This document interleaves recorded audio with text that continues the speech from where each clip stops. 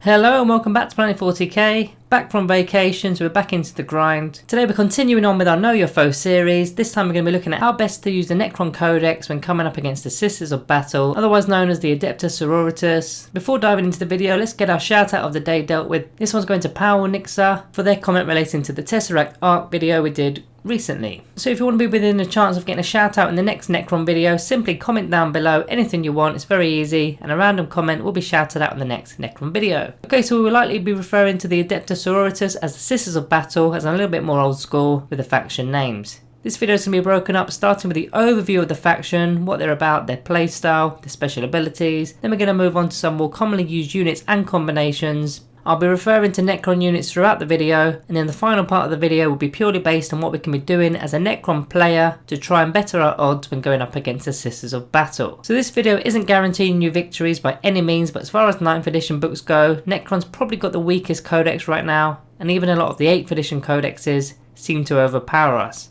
However, hopefully this video can give us a better chance at closing the gap and enjoying the game a lot more. Okay, intros out of the way, let's get on with the video, starting with the general feel of the Sisters of Battle. So as you probably know, this is an all-female faction, a sisterhood of warriors. Some like to call them nuns with guns. They worship the Emperor in full faith. They're basically regular humans, hence the toughness 3, however they've got access to the post-human Space Marine gear such as power armor and bolt guns. So I'm already thinking our strength 6 weapons may play a key role here, so hold that thought. So in terms of faction abilities for the Sisters of Battle, they all come with a Shield of Faith. This is a 6+ invulnerable save, so very much like our Nephric dynasty there, but the shield will also allow them to deny the witch on a 6+, however we're Necrons, we don't care. Some units have got the Zealot ability to reroll all the hit rolls in melee during the first round in combat. Pretty big ability really, because it removes their need to pay a tax on bringing a buff in HQ for a unit. The big ability they have though, and definitely the most coolest, is the Axe of Faith. Once per phase, a unit can use what's known as a Miracle Dice. So what is a Miracle Dice? Firstly, I'll explain how you get the dice. So the Sisters of Battle player gets 1 Miracle Dice at the start of each battle round.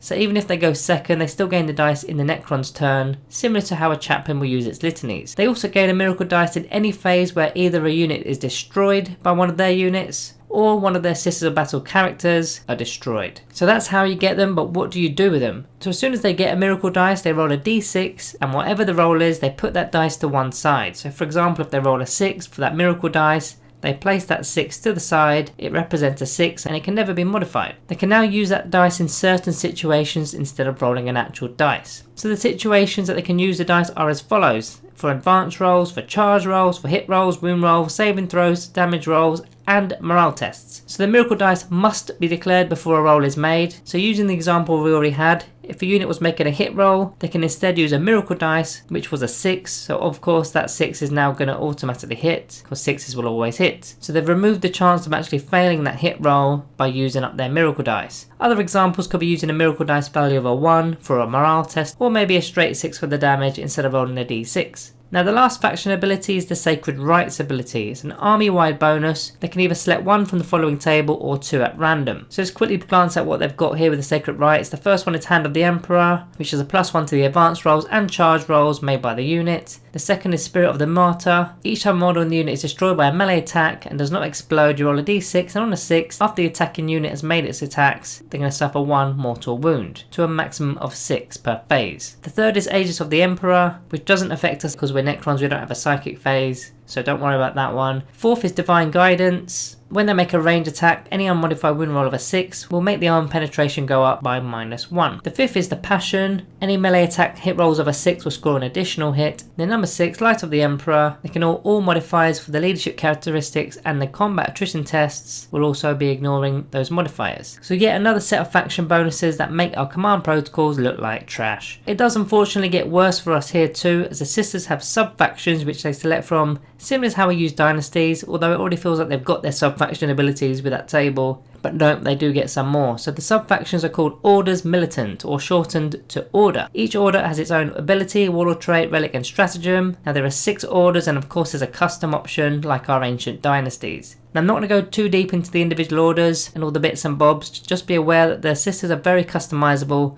to any given playstyle, similar to how the Drukhari faction can also play. This ultimately is what makes them so dangerous, because you don't quite know what list they're going to be bringing. Going against, say, a faction such as Blood Angels, for example, you kind of know what to expect. They're a melee faction, but the sisters can go in any direction. I will mention one of the orders, which is probably the most commonly used order, which is the Bloody Rose. So all units get the Quick to Anger ability. So in the first round of combat, it's a +1 to the attacks characteristics of the models. Then the second ability within that order, in the first round of combat, they're also going to get an extra -1 AP. So already you start to see some combinations going back to that Sacred Rite table with number 4 Divine Guidance. If they roll 6s to wound, they get an extra AP there. So you start to stack these APs up very quickly there. So the faction's got a similar feel to a generic Space Marine army, just with its own unique flavour.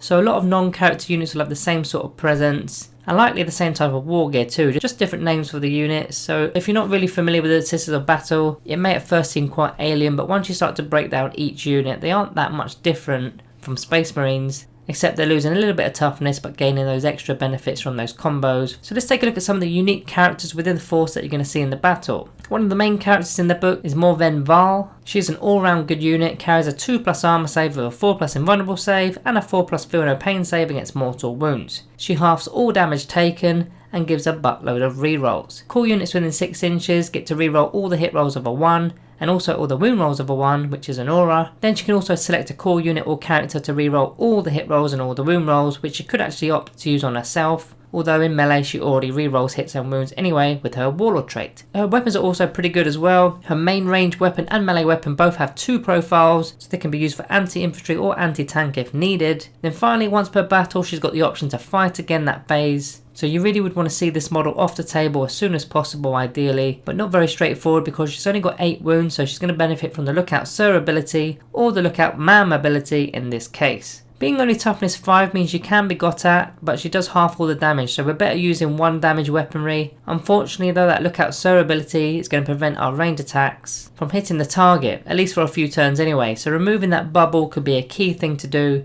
with mass gunfire from our Tomb Blades and our warriors. Now death marks could be an option as they inflict 2 wounds per shooting phase, which go directly through the Lookout Sir ability, and also 6s to wound will score mortal wounds, which could mean that roughly 3 turns it's going to take to sniper off the battle. 10 death marks is 180 points, whereas this character is 265, so if you can pull this off, it's a solid trade-off. Going melee could see our flayed ones have a bit of use here, because you can get between 5 and 6 wounds through in a single round of combat, with those 6s granting more hits. And the stratagem to fight again should actually finish her off, so they do have the deep strike ability too. So if they can make that 9-inch charge off from turn 2, or 8-inch charge if you've got the Novak code or Butchers, then this could be a really solid method of getting rid of her. You'll need a full unit to do this though, which is 260 points, and not many people actually take flayed ones, partly due to the actual cost of the models. Now other options could be a full unit of Wraiths, buffed with a Technomancer's control node, so hit on 3, so on average we'll do 3 or 4 damage per fight phase using the whip coils, as you need only 1 damage weapons because she halves the damage, so the actual vicious claws are not going to be any good here. So 6 Wraiths is 210 points, and they're more commonly used. They don't have the fight against stratagem, but they could heroically intervene because they got that canoptic keyword. Now the next noteworthy unit is the Celestine and her Gemini Superiors. So the 2 Gemini Superiors are virtually extra wounds and attacks, bodyguards effectively, a similar idea to how our Silent King has the 2 Minears, just on a smaller scale.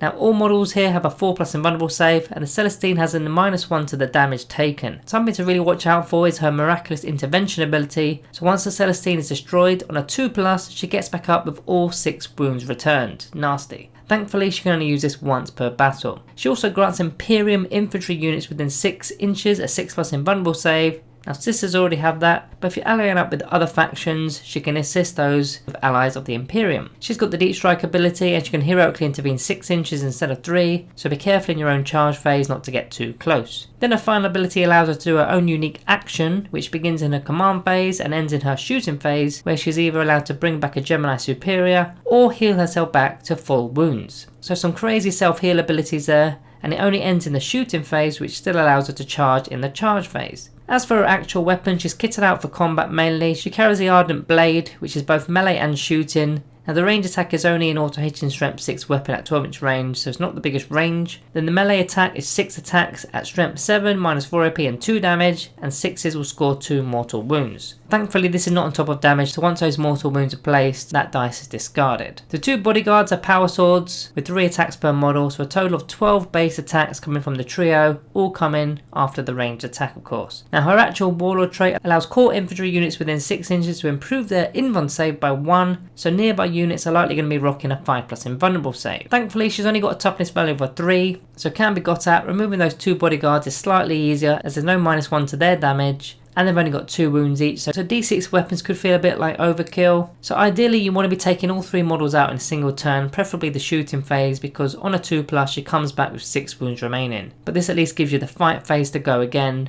before giving her the chance to recover or bring back another Gemini Superior. This would involve your Necron list being very multifunctional with both range and melee units, which isn't always the case with our codex. For example, if you're going with the Novak code, then you're pretty much tied to melee units. Now Catan Shah could do some work with throwing out mortal wounds in the movement phase, then dealing some damage in the fight phase, maybe even selecting the Void Dragon for the additional shooting phase, which could work really well here. Now as for some more common units within the faction, we've got the Zeprium Squad or the Cereprium Squad, which is the sister's version of a jump pack unit with the fast attack slots. The latter having a few pistol type options, and the Zeprium having a decent melee presence with their power swords, but also have the option of granting nearby core units a reroll to their charge roll. Their shield of faith goes up by 1 too, so it's going to be a 5+ invulnerable save for both units. Now having a couple of these units can really buff their front line with their rerolls for their charge rolls, and they can then act as a good follow-up unit to mop up our Necron units, as power swords in particular are going to slice through Necrons like butter, as we do not possess a lot of invuln saves as an overall faction. Now as these units are more of a support unit, they aren't actually that powerful. Toughness 3 and a single wound. It's just getting through those 5+ Shield of Faith invuln saves that will slow us down. The Gorse Flayers on average are going to kill 9 sisters in rapid fire, whereas the Gorse Reapers on average kill 12 sisters, but of course they're only 12-inch range as opposed to 24 at full range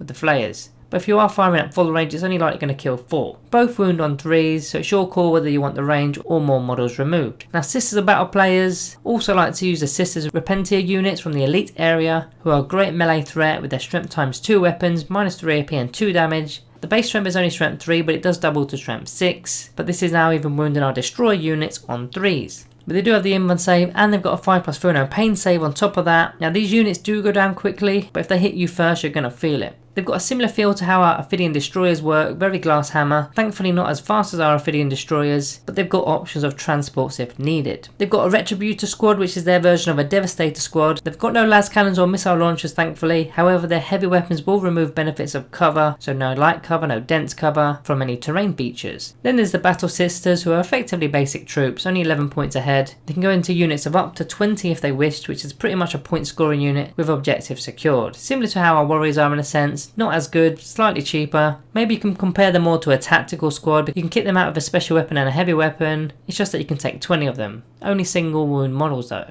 When I think of Sisters of Battle, I always think of the Exorcist tank, just for the unique look it has. Now I know tanks in this edition aren't the best thing going, but I thought it's worth a mention here. It's got a 48-inch strength 8 missile launcher that's got 3d3 shots at -2 AP and damage is d6. So average is 6 shots with this, and with ballistic skill value of a 3, it should be getting 4 of those hits. So it can be particularly nasty on our own vehicles if it gets through our 5+ invuln save of our quantum shielding, likely scoring 5 wounds on average, but on our softer heavy such as the Heavy Locust Destroyers, those models will get wiped out. So there are tons of more unique options that they've got in the codex. I'm not going to be going through each and every one of them, that'd be like a Sisters of Battle codex review, so I picked out some that are commonly used and a few that I quite like in general, just to give you a general feel of how they work. They aren't tough, but they carry those holy invuln saves, which really adds to their resiliency, as we need to put a lot more effort in removing each unit. There was one more cool option which I had to throw in here, which is actually their Fortification. It's called the Battle Sanctum. It's only 80 points, but it's virtually a piece of terrain that doesn't fight, it can't be removed.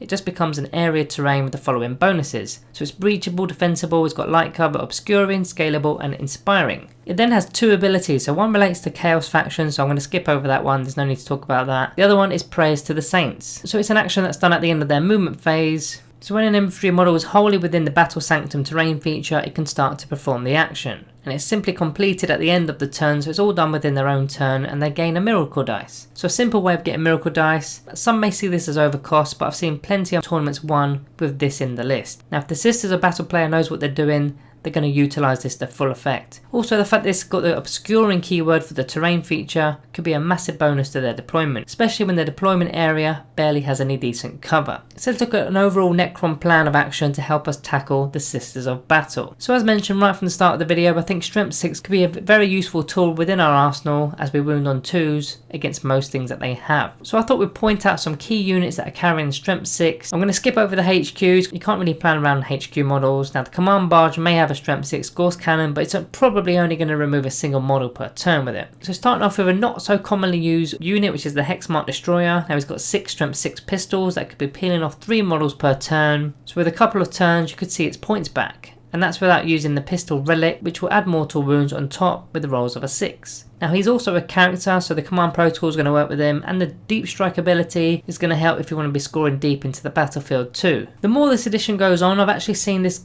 Hexmark Destroyer become a little bit more useful because the Drukhari and the Sisters meta in particular are both toughness 3 units. Hitting on 2s, wounding on 2s is obviously very useful. Lichguard, one of our most resilient units, can take the boards and sword options because you only need strength 6 as mentioned, so having that inbun save alongside the hyperphase sword is going to work really well. A full unit of 10 of them will kill 11 Sisters, and that's without any buffs with the My Will Be Done ability. You won't need a Chronomancer with them because the shield's already there for the inbun saves. So an Overlord carrying a Veil of Darkness relic can really synchronise good with the Lynchguard's abilities in particular. Using the My Will Be Done ability will turn those 11 dead Sisters into 14 on average. Now if you really wanted to get that reroll to their charge roll, you simply give that Overlord the Implacable Conquer or a Warlord trait for core units within 6 inches to get a reroll to that charge roll. Job done. Scorbit Destroyers have got the Strength 6 and Strength 7 weapons, probably a little bit overpowering for general infantry units. The same applies for the Ophidian Destroyers, although one of those models out of the 3 has a Strength 6 Hyperphase Reap Blade,